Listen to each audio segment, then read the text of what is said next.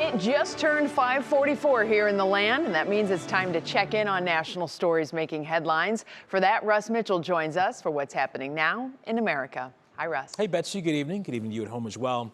The Supreme Court is expected to rule today on the Trump administration's request to block full SNAP benefits, while a House vote to end the government shutdown could also restore payments. This comes as Senate Democrats join Republicans to approve a funding measure. That bill runs through January 30th and would also reinstate federal workers who were let go during the shutdown and put a freeze on further mass firings through January. That bill could be approved by the House as soon as tomorrow. Starting today, 6% of flights are being cut at major airports. Delays and cancellations are expected to worsen in the coming days.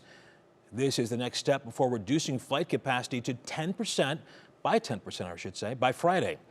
Transportation Secretary Sean Duffy warns that even if the shutdown ends, air travel will not return to full capacity immediately, and delays could continue. I think it's been effective, but we are watching this on a daily basis. Where is the data?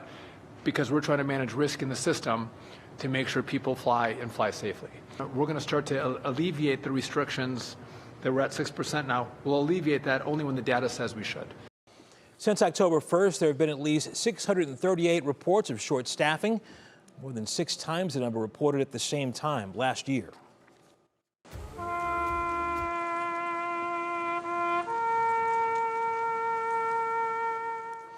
Meanwhile, on this Veterans Day, President Trump honored those who served at the wreath-laying ceremony at the Tomb of the Unknown Soldier.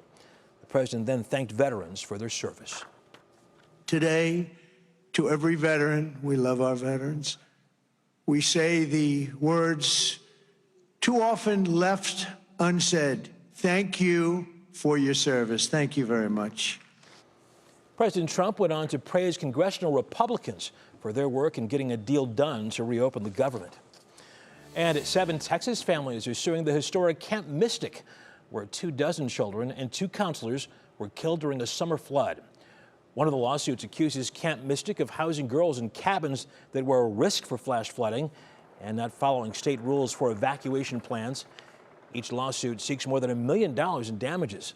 Attorneys for the camp say staff did their best once those flood warnings came through.